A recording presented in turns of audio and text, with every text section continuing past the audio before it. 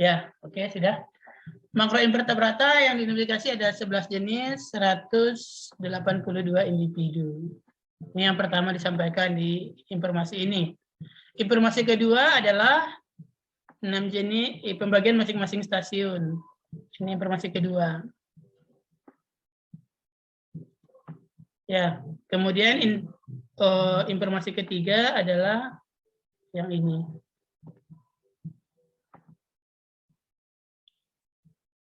Kita beri warna.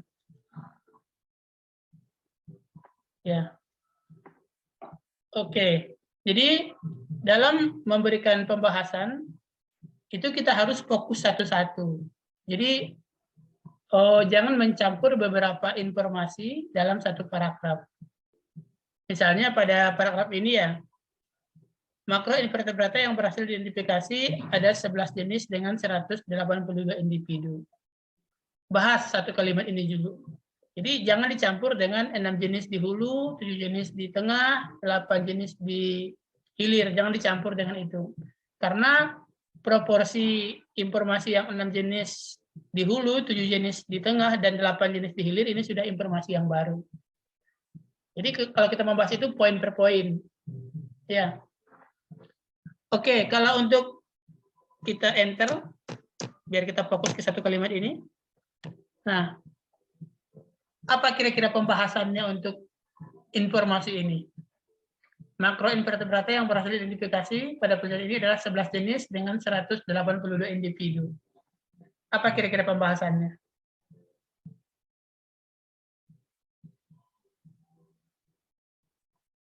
Ayo, apa kira-kira?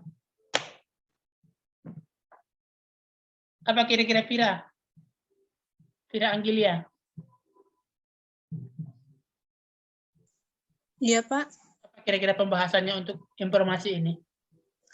Mungkin kalau menurut saya di situ bisa ditambahkan mungkin terdiri dari ordo atau famili apa yang ditemukan di sana, Pak. Pembahasan adalah memberi judgement, memberi penjelasan terhadap apa yang kita temukan, bukan mengulang hasil yang kita temukan. Jadi kalau Vira menambah berapa ordo, berapa famili, itu mengulang hasil. Jadi jelaskan 11 jenis ini dengan 182 individu. Apa yang mau dibahas dari temuan ini? Ayo, siapa yang mau komentar? Apa kira-kira yang harus dibahas dari temuan ini? Mungkin jenis terbanyak dan yang terendah, Pak. Jenis terbanyak dan terendah. Itu informasi lain berarti. Jadi, oke, kita kumpulkan dulu. Jadi ada jenis terbanyak dan jenis terendah. Nanti ini akan jadi satu paragraf lagi. Ini informasi lagi, harus dibahas lagi menjadi satu paragraf. Ini sebenarnya sudah ada dibuat Bebri di bawahnya, cuma dia nyampur-nyampur. Ini yang harusnya pembahasannya. Ini kita copy ke atas ya, Ctrl C.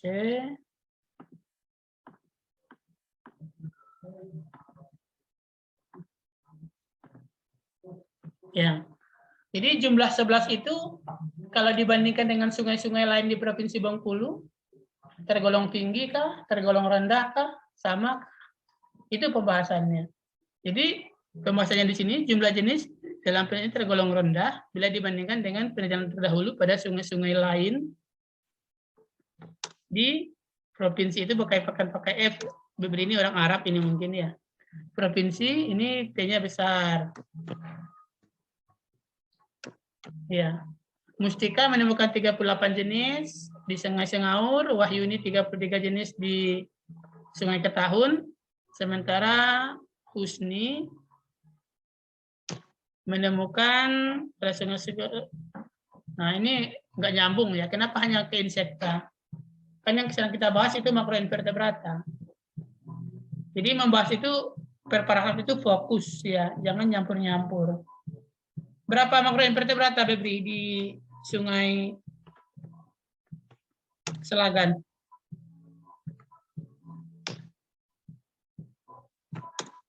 Berapa Bebri?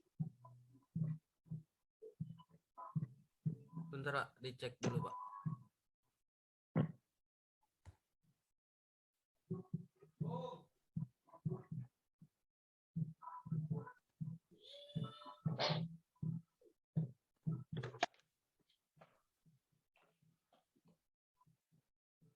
ketemu, anggaplah dulu mungkin 21 ya.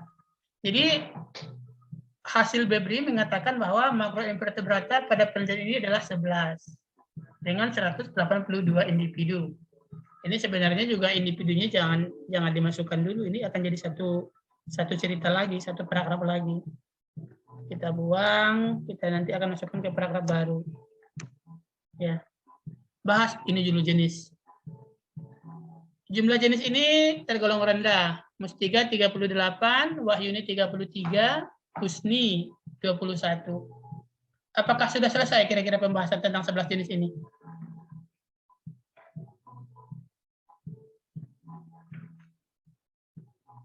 Gustian, apakah sudah selesai kira-kira pembahasannya? Atau masih perlu ditambah?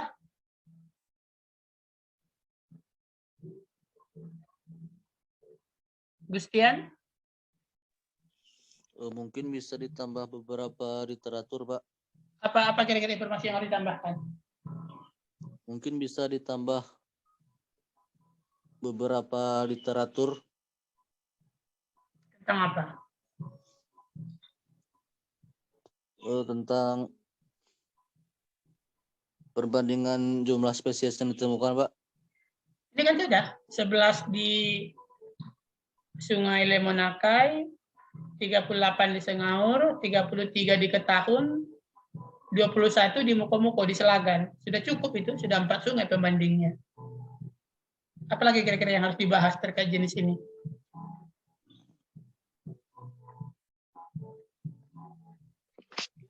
Ditambahkan penyebabnya, Pak. Kenapa? Nah, ya, itu yang pembahasan. Kenapa berbeda? Kenapa kamu cuma dapat 11, orang dapat 33? Kenapa si Mustika dapat 38? Kenapa si Husni dapat 21? Itu yang pembahasan. Jadi memang membahas itu harus baca. Tidak cukup dengan ya membaca judul skripsi orang lain. Kenapa kira-kira berbeda? Kenapa kamu hanya dapat 11, orang dapat 33, orang dapat 38? Ayo, kenapa beri? Jadi jumlah jenis yang lebih rendah pada penelitian ini diduga. Jadi ini yang namanya judgment, opini, analisis berhubungan dengan apa, Bebri? Kenapa jumlah jenis lebih rendah?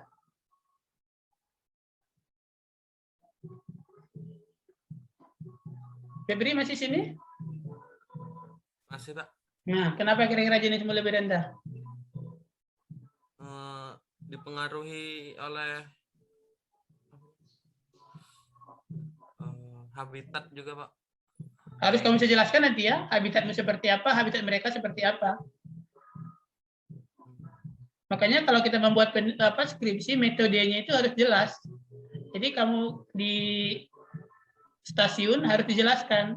Stasiun 1 vegetasinya apa, arusnya bagaimana, substratnya apa.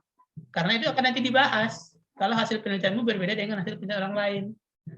Jadi kalau mau dikatakan berhubungan dengan substrat misalnya, kamu harus tahu substrat di penelitian Mustika seperti apa. Substrat di penelitian Wahyuni seperti apa. Substrat di penelitian Husni seperti apa. Itu yang namanya membandingkan, mencari alasan, mencari logika pembenaran. Coba, berhubungan dengan apa tadi? Dengan Habitat. Pak. Apa lagi? Terus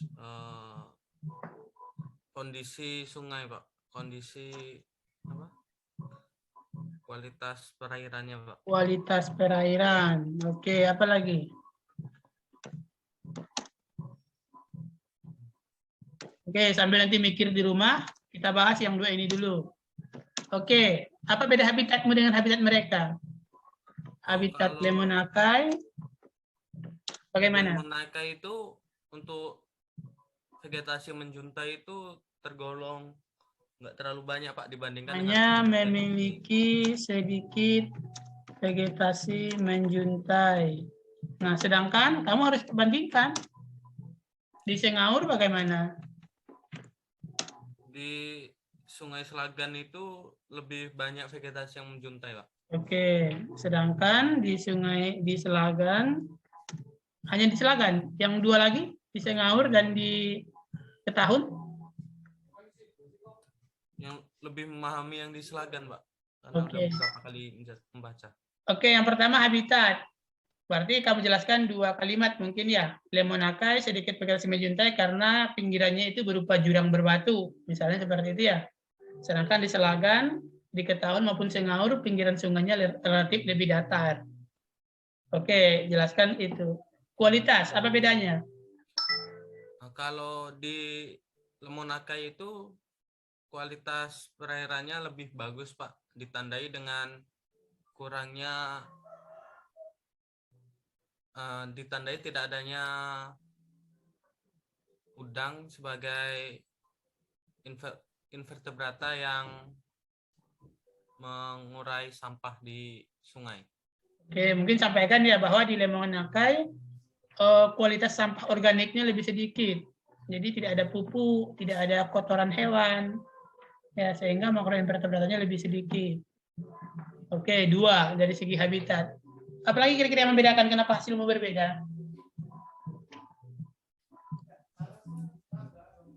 Samplingnya kan berbeda. Kamu cuma sampling 1 kali, mereka sampling 2 kali. Mereka sampling musim hujan dan musim kemarau. Kamu hanya sampling 1 kali. Jadi banyak yang harus kita pikirkan kenapa hasilnya berbeda. Itulah yang namanya pembahasan. Jadi kita paham dengan yang kita tulis, kita paham dengan skripsi. Ya, jumlah orang sampling beda atau enggak? Terus jumlah ulangan. Ya, selain tadi faktor biotik dan abiotik dari kondisi sungai tersebut. Ya, yang jelas sekarang Anda paham bahwa tiap item hasil harus dibahas. 2 paragraf atau 3 paragraf atas mungkin membahas kenapa kamu hanya menemukan 11 jenis. Oke, kita tutup cerita di situ. Tutup ya. Kemudian kita masuk ke informasi kedua. Jenis terbanyak adalah apa? Apa jenis terbanyak, Febri?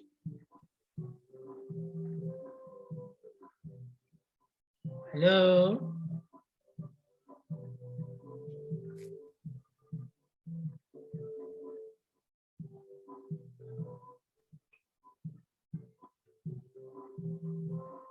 Febri? Iya, Pak. Apa jenis terbanyak? Jaringannya agak gangguan, Pak. Oh. Suara saya jelas nggak? Atau terganggu dengan musik?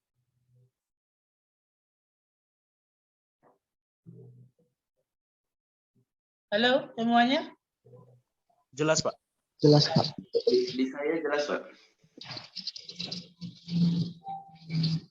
Apa jenis terbanyak? Oke, sambil Febri kita anggaplah misalnya jenis terbanyaknya adalah apa ya? AE, lupa saya namanya. Ya. Sedangkan jenis terendah jenis dengan individu terbanyak adalah AE, sedangkan jenis dengan individu terendah adalah misalnya yang paling sedikit Trichoptera S. Apa kira-kira pembahasannya untuk ini? Apa kira-kira Rizka pembahasannya? Boleh mungkin ditambah kayak AE lebih banyak ditemukan karena pada habitat ini, sedangkan TS paling sedikit ditemukan karena pada habitat ini belum ada. Ya, betul ya. Jadi alasan kenapa AE paling banyak. Jadi bisa kamu sampaikan bahwa AE memang jenis dengan individu terbanyak dimanapun penelitian. Jadi misalnya hasil si Wahyuni juga menemukan AE paling banyak. Si Husni juga menemukan AE paling banyak. Jadi bisa dikatakan bahwa AE adalah spesies yang umum ditemukan di perairan tawar. Ya. Kemudian bisa juga alasan yang lain, AE dominan ditemukan karena merupakan individu yang dominan, jenis yang dominan untuk perairan dengan kualitas yang masih bagus. Jadi, yes, kembali ke yang tadi, alasan harus sampaikan kenapa AE paling banyak. Kemudian yang kedua harus sampaikan kenapa TS paling sedikit. Ya, mungkin TS paling sedikit sampaikan bahwa TS ini adalah jenis yang jarang ditemukan di perairan tawar. Atau TS memiliki indeks reproduksi yang rendah dibanding makroinvertebrata lainnya. Jadi analisis terhadap hasil itu yang namanya pembahasan. Jangan mengulang hasil seperti tadi, menyatakan ordonya apa, menyatakan familinya apa, mengatakan jumlah individunya berapa. Itu bukan pembahasan. Ya. Berikutnya kita pindah ke informasi nomor 3, bahwa jumlah total individu yang ditemukan adalah 182. Nah, ini satu paragraf lagi. Apakah individu ini lebih banyak dibanding orang lain, lebih sedikit? Kembali lagi alasannya kenapa lebih banyak, kenapa lebih sedikit. Jadi satu potong informasi itu satu pembahasan. Jadi tidak ada cerita pembahasannya hanya 3 halaman, hanya 3 paragraf. Itu berarti Anda tidak paham dengan hasil penelitiannya. Informasi berikutnya, spesies yang dominan. Tadi sudah ada di atas ya, spesies yang dominan. Indeks dominansi. Ya. Apa lagi kira-kira? Ini kelompok. Tadi dikatakan bahwa insekta. Insekta sebagai kelompok dominan. Nah, ini bahas lagi. Kenapa kira-kira insekta? Satu paragraf lagi. Kenapa kira-kira insekta sebagai dominan? Sampaikan bahwa mungkin insekta ini memiliki spesies yang paling banyak dibanding makroinvertebrata lainnya. Insekta toleran terhadap berbagai kondisi lingkungan yang berbeda. Jadi mereka bisa hidup dalam kondisi air paling bersih sampai air paling kotor. Jadi ya judgement, alasan, analisis. Itu yang pembahasan. Kembali jangan mengulang hasil. Cukup mengulang hasil satu kalimat pertama. Contohnya ini yang tadi ya. Ini mengulang hasil ini. Jenis ini mengulang hasil. Tapi cukup satu kalimat itu. Kalimat-kalimat berikutnya itu adalah analisis. Kenapa yang terbanyak AE, yang terendah TS. Kemudian ini juga mengulang hasil. Jumlah individu ditemukan adalah 182. Cukup satu kalimat itu untuk hasil. Kalimat-kalimat berikutnya itu pembahasan. Kenapa 182? Apakah tinggi, apakah rendah? Kenapa tinggi, kenapa rendah? Itu yang namanya analisis. Apalagi informasinya ini, Bebri, di hasilmu ini. Selain keanekaragaman, spesies dominan, kemudian total individu, kemudian kelompok insekta sebagai dominan, ini sudah 4 informasi. Kalau dibuat dalam pembahasan, ini sudah sekitar 8 paragraf. 1 informasi, 2 paragraf pembahasan. Masih ada hasilnya yang lain? Insekta dominan. Nah ini satu lagi. Kita tulis di atas ya. Mana tadi yang kamu sampaikan itu. Sudah saya hapus tadi rasanya ya. Nah ini. Kita copy, kita pindahkan ke atas.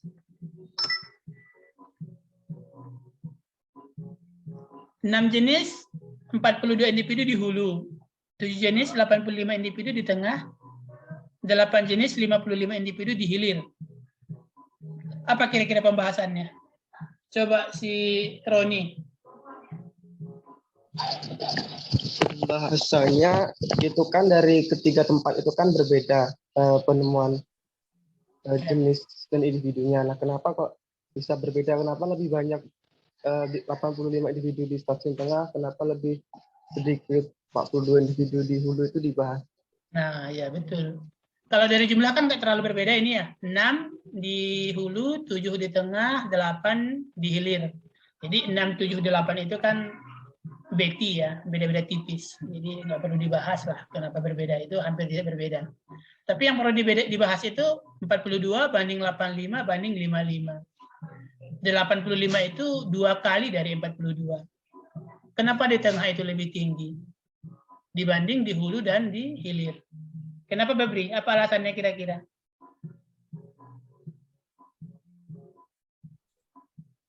Untuk itu Pak lebih ke habitat lagi Pak, karena di stasiun hulu itu vegetasi menjuntai itu bisa dibilang nggak ada Pak, karena kemarin kan lebih ke bebatuan di tepian sungai itu, sedangkan di stasiun tengah itu lebih banyak vegetasi yang menjuntai Pak. Oke, yang di hilir apa alasannya? Kenapa di hilir hanya 55? Di hilir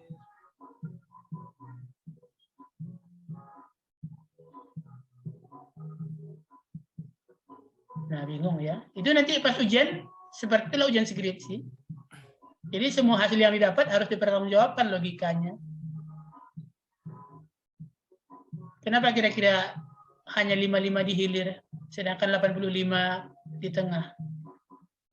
Jadi kalau di alam, semua kejadian itu ada hukumnya. Ada penyebab. Ya, mungkin ada hal-hal yang kita tidak bisa menjelaskan kenapa begitu, tapi rahasianya pasti ada penyebabnya. Ya. Kenapa misalnya pada suatu daerah itu tinggi udang, itu pasti ada penyebab, walaupun kita tidak bisa menjelaskan kenapa udangnya lebih banyak. Pada suatu daerah misalnya tinggi TDS-nya, pasti ada penyebabnya, tidak mungkin terjadi secara kebetulan.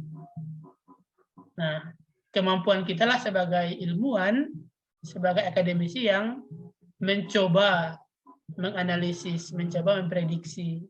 Boleh salah, boleh. Ya, tidak apa-apa salah. Namanya juga opini. Ya, pembahasan itu opini, judgment. Tapi sedapat mungkin ada logikanya, ada rasionalnya. Ya, jangan tiba-tiba mengatakan bahwa 85 individu di stasiun tengah lebih banyak karena ada yang menyebarkan makroinvertebrata di situ. Nah, itu nggak ada logikanya. Siapa sih yang mau nyebar makroinvertebrata ke situ? Ya, kalau alasan Bepria tadi bahwa vegetasi menjuntai lebih banyak, bisa jadi betul, bisa jadi salah, tapi logikanya ada. Belum tentu karena vegetasi menjuntai. Bisa jadi karena di kanan kirinya sudah dibuka perkebunan, sudah pakai pupuk, pupuknya ngalir ke sungai, sehingga individu makroinvertebratnya lebih banyak. Bisa jadi di tengah itu karena sudah dibuka perkebunan, orang BAB, orang pipis ke sungai, ya makroinvertebratnya lebih banyak. Tapi kita tidak tahu yang mana yang pastinya, tapi logikanya harus ada. Nah, kita menjadi seorang sarjana harus mampu berargumentasi, harus mampu menjelaskan kenapa demikian. Jangan mengatakan karena itu simsalabim, ya, karena sudah tidak bisa seperti itu. Harus ada penjelasan. Jadi ilmu alam itu ilmu sebab akibat. Terjadi 85 karena ada alasannya. Terjadi 42 karena ada alasannya. Terjadi 55 karena ada alasannya. Apa alasannya? Itulah kemampuan Anda untuk berpikir menganalisisnya. Itu yang namanya pembahasan. Ya, bisa dipahami kira-kira? Bisa, Pak. Bisa, Pak. Jadi semua hasil itu harus dibahas. Jadi ini sudah berapa hasil yang kita dapat sementara dari BFV? Yang pertama jumlah jenis 11, kemudian yang kedua individu terbanyak adalah AE, individu terendah adalah TS, total individu adalah 182, insekta sebagai dominan, kemudian perbandingan hulu tengah hilir. Nah ini sudah 5 ya, 5 informasi. Kalau satu informasi pembahasannya 2 paragraf, sudah dapat 10 paragraf. 2 paragraf itu sudah minimal seharusnya. Terutama yang jenis tadi karena pembandingnya banyak ya. Skripsi kakak kelasnya di sungai lain banyak. Jadi bisa dibandingkan kenapa hasilnya lebih rendah atau hasilnya lebih tinggi. Oke, masih ada nggak hasil lain kira-kira yang perlu kita bahas? Nah, tadi ini ya, hasilnya ini. Epeurus aculeatus dengan kelimpahan tertinggi. Oh, ini sudah dibahas. Yang paling terendah Sixsoma obtusum. Nah, jelaskan kenapa ini paling rendah. Jadi harus googling, klik Sixsoma obtusum di Indonesia. Apakah dia memang rendah populasinya? Apa kira-kira yang mempengaruhi hidupnya? Apakah di lingkungan bersih, apakah di lingkungan kotor? Apa makanannya? Nah, sehingga kita tahu kenapa dia rendah di lokasi tersebut. Ya. Indeks keanekaragaman, nah ini satu informasi lagi. 1,33, 1,05, 1,74. Jadi kita pindahkan ke atas. Satu, boleh saja sih kita pisahkan jadi subbab seperti ini, nggak apa-apa. Apa kira-kira pembahasannya? Pembahasannya yang dibuat Febri di sini, degradasi ringan karena H aksen kurang dari 3. Kemudian, oke, hanya itu yang dikatakan. Pembahasan itunya, salah satunya di sini, ini kan beda angkanya ya, 1,33, 1,05, dan 1,74. Yang paling tinggi 1,74 lokasi di hilir. Tadi dikatakan Bepri bahwa semakin tinggi nilai H aksen, semakin stabil ekosistem. Nah, Bepri harus analisis kenapa mengatakan bahwa hilir yang paling stabil. Apa alasannya kira-kira? Kenapa mengatakan tengah yang paling mudah nanti akan mengalami degenerasi ekosistem? Bisa nggak menjelaskan sampai ke situ, Bepri?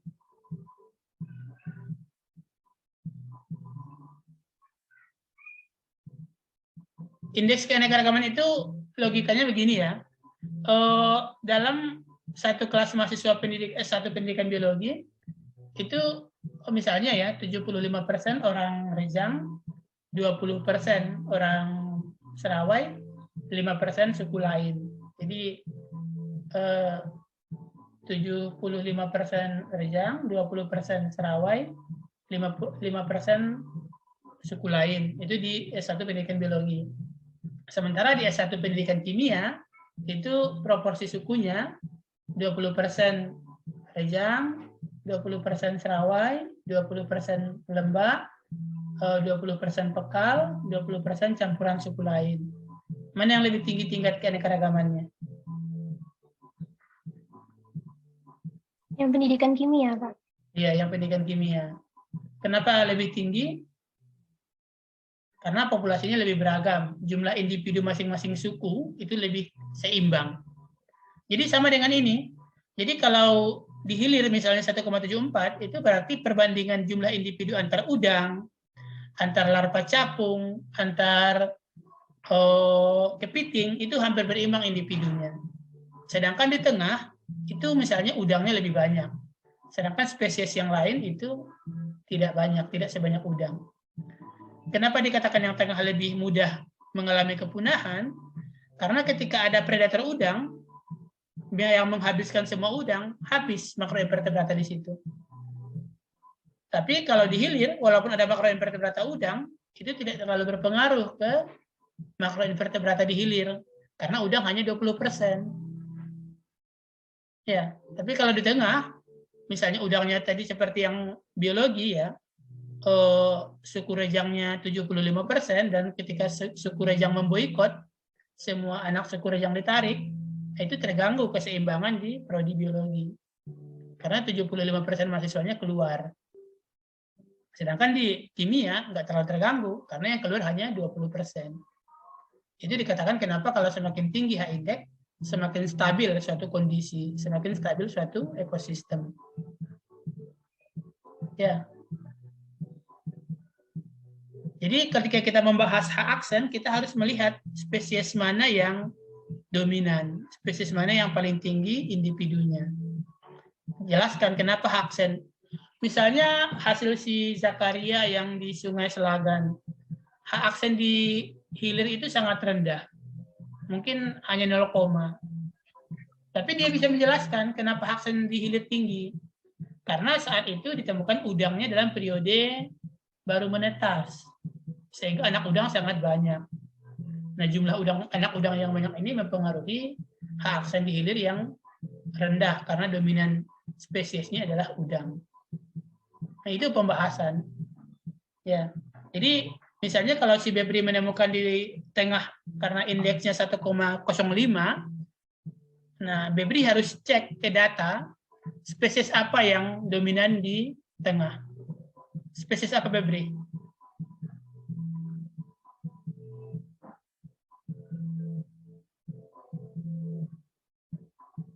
Febri, masih gangguan? Untuk yang dominan itu lebih ke Epeurus aqualentus lagi, Pak. Dari seluruh stasiun itu spesies itu yang dominan. Itu yang dominan. Tapi lebih tinggi dominasinya di stasiun tengah ya.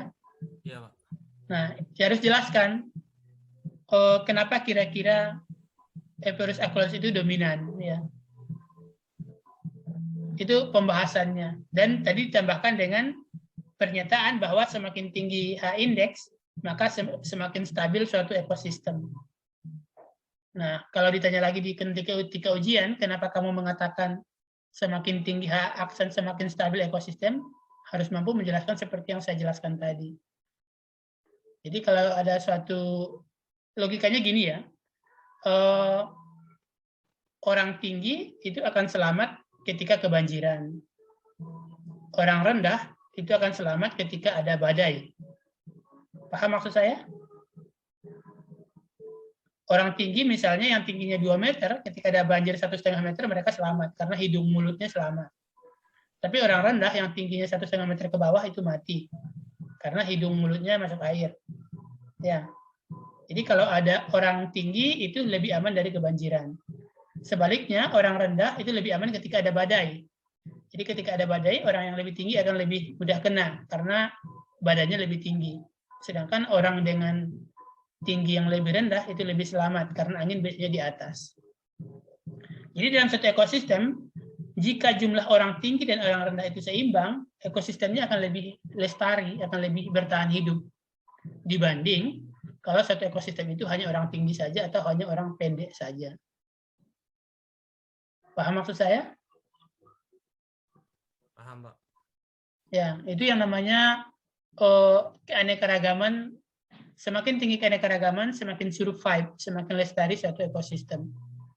Ya, karena predator itu spesifik. Yang memakan katak, misalnya tidak akan memakan kadal. Ya, jadi jika jumlah katak dan jumlah kadal berimbang, maka ekosistem tersebut lebih berpeluang bertahan hidup. Ya, itu yang dijelaskan di H-aksen, di indeks keanekaragaman. Dan dibahas mungkin ya jadi 2 paragraf lagi. Apalagi kira-kira hasilnya ini. Indeks dominansi tadi sudah kita jelaskan. Ya, siapa yang dominan di masing-masing stasiun. Kemudian jelaskan kenapa individu tersebut dominan. Tadi dikatakan Febri bahwa Epeurus aqualentus yang paling dominan di masing-masing lokasi. Alasannya kenapa? Ya, apa alasannya? Oke, itu mungkin habis mengenai pembahasan. Jadi mungkin ada 6 informasi, 1 informasi 2 paragraf, berarti pembahasan Febri paling kurang itu ada 12 paragraf. Paling kurang. Jadi 12 paragraf itu sekitar 3 halaman. Ingat ya, hasil yang ditulis di pembahasan hanya 1 kalimat saja. Kemudian jelaskan secara bertubi-tubi, secara panjang lebar. Jangan mengcopy paste, mengulang lagi hasil di pembahasan. Bisa dipahami kira-kira sampai di sini?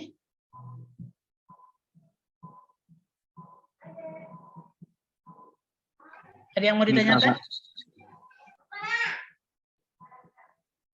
Ada yang mau ditanyakan sampai di sini?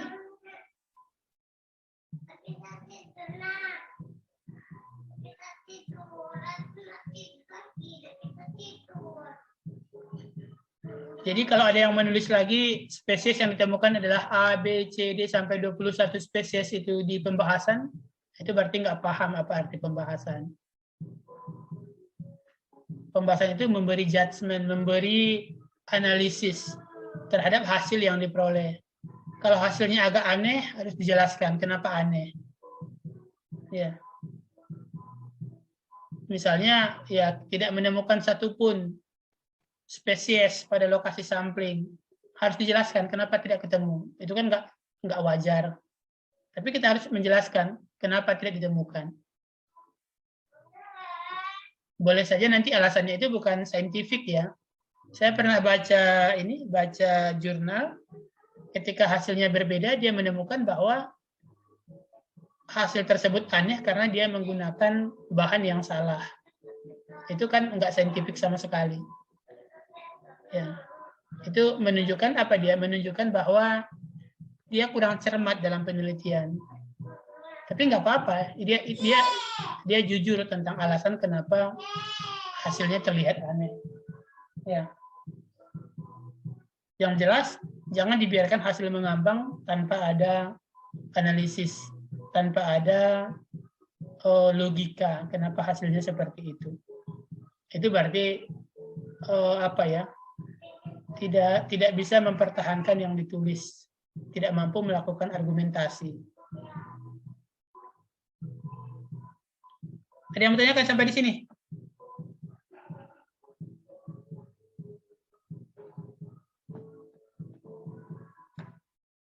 Halo?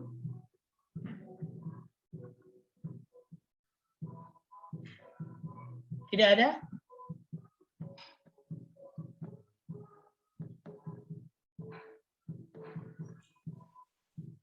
Nah, kalau yang agak rumit, yang agak sulit, ini adalah membahas tentang produknya. Ya, misalnya di sini buku saku. Kita di tujuan targetnya ada dua ya. Yang pertama adalah desain, yang kedua adalah validasi. Nah, kalau di desain, apa kira-kira yang akan dibahas?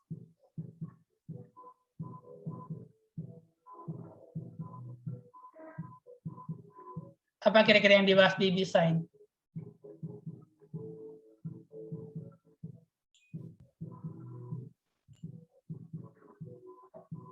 Ayo. Siapa yang mau komentar? Kira-kira di desain apa yang dibahas? Cover dari buku sakunya, Pak. Apa, Anggun? Cover dari buku saku. Nah, apa yang mau dibahas kira-kira? Pemberian judul, lalu penulis dari buku saku tersebut. Lalu karena ini skripsi, jadi harus ada lambang dari universitas. Oke, itu mungkin lebih ke deskripsi hasil. Jadi judul, cover. Kalau pembahasan itu memberi judgement. Misalnya Anggun memberi huruf Times New Roman. Di pembahasan jelaskan kenapa memilih huruf tersebut. Dan menurut ahli, huruf tersebut memberi makna apa. Kemudian cover memilih warna hijau lembut. Nah, di pembahasan jelaskan kenapa memilih warna tersebut. Menurut ahli, warna hijau lembut itu identik dengan apa? Apa dampaknya ke psikologi pembaca? Itu yang pembahasan. Kemudian, apa lagi yang di judgment?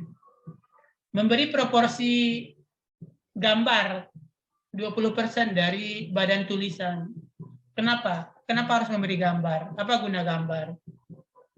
Kemudian pada Rizka, misalnya Rizka yang saya lihat banyak memberi quote-quote. Quote-quote itu apa ya yang dikasih dalam lingkaran-lingkaran yang itu? Apa bahasa sekarangnya itu? Apa namanya Rizka itu? Apa? Nggak jelas suaranya. Nah, yang seperti itu. Nah, itu jelaskan di pembahasan. Kenapa, apa guna tersebut? Dan apa ada nggak dasarnya dari para ahli pendidikan, dari ahli psikologi, bahwa quote-quote semacam itu akan tinggal di benak pembaca? Apakah akan meningkatkan hasil penyerapan materi? Itu yang dibahas dari segi desain.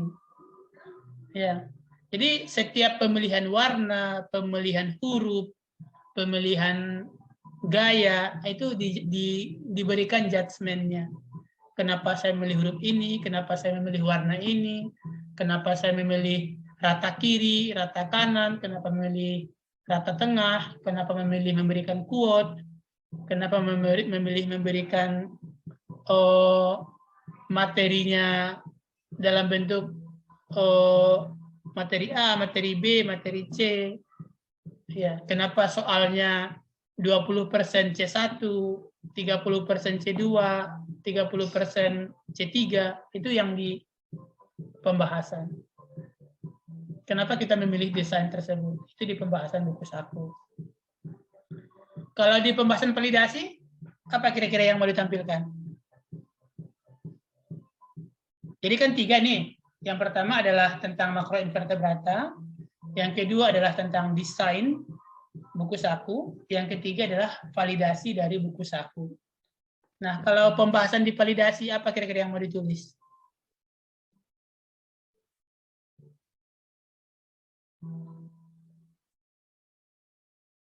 Halo? Apa kira-kira? Apa kira-kira Ferry? Kalau di pembahasan hasil validasi. Ada atau tidaknya bagian yang direvisi? Kalau ada, kenapa direvisi, Pak? Ya, jadi sampaikan komentar dari para validator itu, misalnya apa komentarnya di sini ya, sebentar.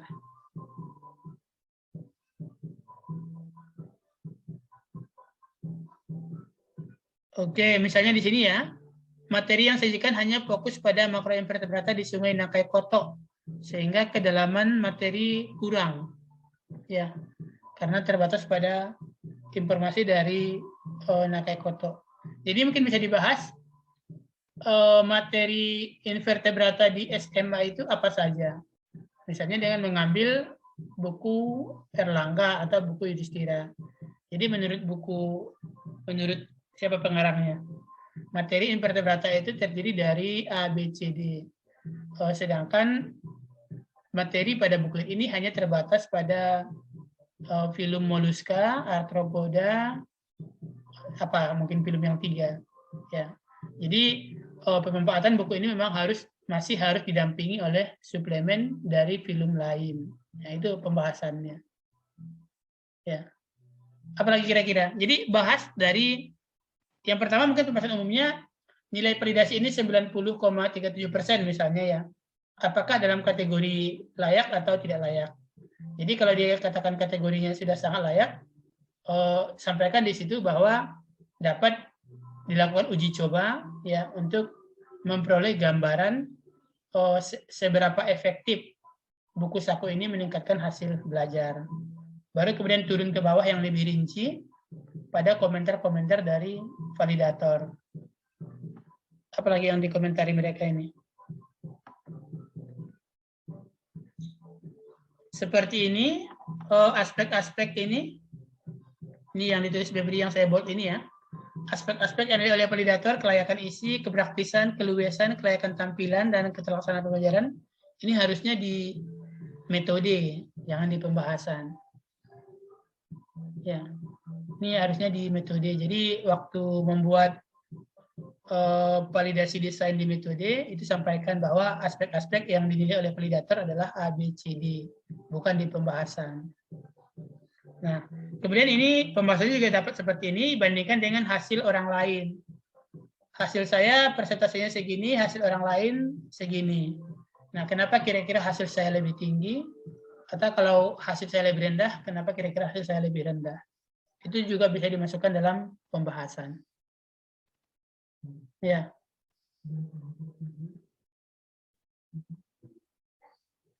Kemudian, ya ini juga bagus, fokus pada masing-masing item. Jadi, misalnya itemnya tadi ada item, mana dia? Nah ini, ada item kelayakan, ada berapa ini? 1, 2, 3, 4, 5, ada 5 item. Fokus pada item mana yang paling rendah. Misalnya nilai yang paling rendah itu pada kelayakan isi. Nah, bahas. Harusnya ditambahkan isi apa lagi? Isi apa yang kurang? Kenapa nilainya rendah? Nah, itu yang pembahasan. Kenapa nilai misalnya kelayakan tampilan rendah? Apakah layout-nya? Apakah warnanya? Apakah tulisannya?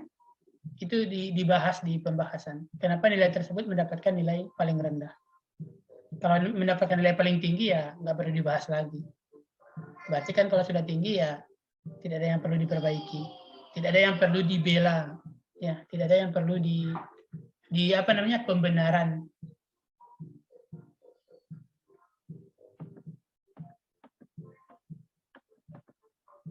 Nah, ini harusnya ini jangan masuk di pembahasan. Jadi perbandingan antara sebelum dengan sesudah revisi itu masuknya di hasil. Ya, karena itu hasil validasi. Ya, hasil revisi. Jadi perbandingan antara mana yang apa saja komentar dari validator, bagaimana perbaikan setelah komentar dari validator itu masuknya di hasil.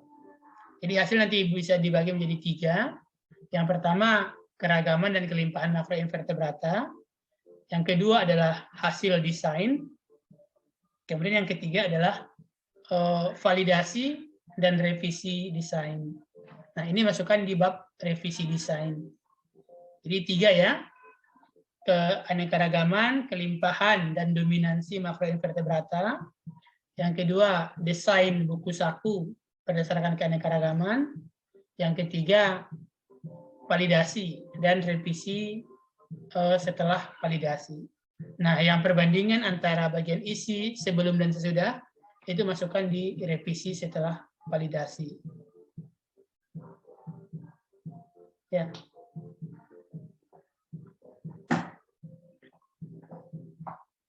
Ada yang mau sampaikan? Mungkin sampai di sini sudah 1 jam. Pertemuan terakhir kita bahas hasil, sekarang kita bahas pembahasan. Mudah-mudahan bisa jelas bagaimana cara menulis hasil dan pembahasan. Ada yang mau tanyakan dulu?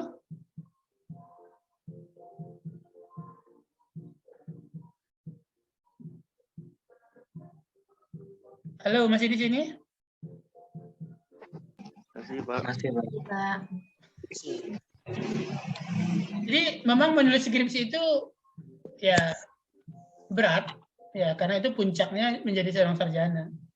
Yang diminta di sini adalah level analisis. C berapa analisis itu? C berapa?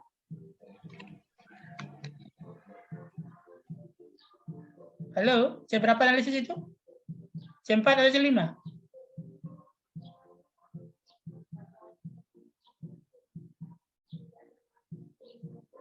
C berapa Mustika?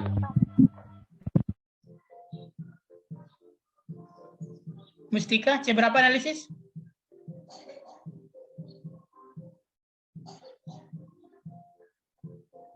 Nah, ini zoom-nya aja yang ada. C4, Pak. Oh, C4. Jadi kalau pembahasannya itu mengulang hasil, berarti Anda jatuh pada C2, kembali mendeskripsikan. Tidak menganalisis. Tidak tercapai target menjadi seorang sarjana, harus mampu melakukan analisis. Kalau kembali mengulang hasil di pembahasan. Anda harus mampu memberi penjelasan terhadap sesuatu hasil yang terlihat tidak normal. Harus mampu menjelaskan sebab dari suatu akibat. Itu yang diminta dari seorang level sarjana. Kenapa begini? Alasannya begini. Ya. Jadi dalam ilmu alam tidak ada suatu peristiwa yang terjadi itu suatu kebetulan. Setiap peristiwa yang terjadi ada hukum yang menyebabkannya. Tentu keterbatasan pikiran manusia tidak mampu menjelaskan semua hukum ini. Kita tidak mampu menjelaskan misalnya kenapa rayap ada di rumah saya, sedangkan rayap tidak ada di rumah Ferry. Itu hukumnya pasti ada. Apakah dari sisi kelembapan, apakah dari sisi usia bangunan, itu hukumnya pasti ada. Tapi kita punya keterbatasan untuk menganalisis semuanya. Ya. Nah, Anda diminta bisa menganalisis skripsinya sebagai syarat untuk sarjana. Anda tidak diminta untuk menganalisis dunia. Ya, Anda hanya diminta untuk menganalisis isi skripsinya. Kalau ini juga tidak mampu dilakukan, ya berarti belum layak menjadi seorang sarjana. Itu filosofi dari skripsi. Jadi misalnya ini ada makalahnya Sirut yang sedang saya baca nanti seminar jam 3. Jadi judulnya pengembangan BUP, keanekaragaman arthropoda di perkebunan sawit. Jadi Sirut harus paham apa itu BUP, harus paham keanekaragaman arthropoda. Jadi apapun nanti ketika ujian ditanyakan terkait dengan BUP, terkait dengan keanekaragaman arthropoda, kalau dia tidak mampu menganalisis, berarti belum lulus skripsinya. Nah, sama dengan BEFRI, semua yang ditanyakan terkait keanekaragaman makroinvertebrata, terkait buku saku, terkait lemonakai, harus bisa jawab. Karena Anda masternya di sini, skripsinya di sini. Ya. Ada yang mau disampaikan? Sudah 1 jam?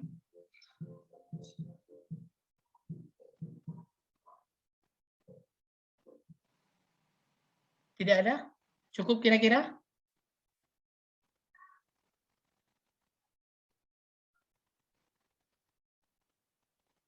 Cukup? Ya, silakan direnung-renungkan. Mungkin kalau tidak bisa 100%, kita harus tetap berusaha mencapai 100%. Jangan tergoda melihat skripsi orang yang asal, kemudian menurunkan level keserjanaannya. Ya, boleh saja orang asal, tapi kita harus mampu, ya, tidak semua orang mungkin akan mampu jadi 100%. Tapi yang lebih baik adalah orang yang selalu berusaha untuk menjadi 100%. Tidak menurunkan level target. Ya. Pasti nanti ketika skripsinya jadi banyak kekurangan, ada kelemahan. Ya, tapi setidaknya dalam hatinya tetap sudah melakukan yang terbaik, sudah berusaha untuk 100%. Jangan menyerah di awal, jangan menggampangkan, jangan asal jadi. Jadi dari awal sudah menurunkan level, jangan sampai seperti itu. Tapi kalau sudah mepet 7 tahun, mungkin ya sudah mau DO, ya bolehlah menurunkan level keserjanaannya. Nanti sarjananya ganti namanya sarjana asal tamat ya. Karena sudah di penghujung waktu. Bukan lagi sarjana yang mampu melakukan analisis. Baik, kalau tidak pertanyaan mungkin kita akhiri sampai di sini. Ya, silakan diterapkan nanti ketika menulis pembahasan. Yang akan menulis pembahasan skripsi ini ada Izah mungkin yang sudah seminar hasil, Anissa Septianingrum yang sebentar lagi akan seminar hasil, berarti akan menulis pembahasan juga. Ya, Gustian. Ya. Jadi jangan diulang menulis hasil di pembahasan. Ingat, satu informasi hasil minimal 2 paragraf untuk dibahas. Harus banyak-banyak baca. Ya. Baik, kalau ada pertanyaan mungkin kita akhiri sampai di sini. Ya, cukup ya? Cukup, Pak. Oke. Kita akhiri. Selamat pagi. Assalamualaikum warahmatullahi wabarakatuh. Waalaikumsalam warahmatullahi wabarakatuh. Waalaikumsalam warahmatullahi wabarakatuh.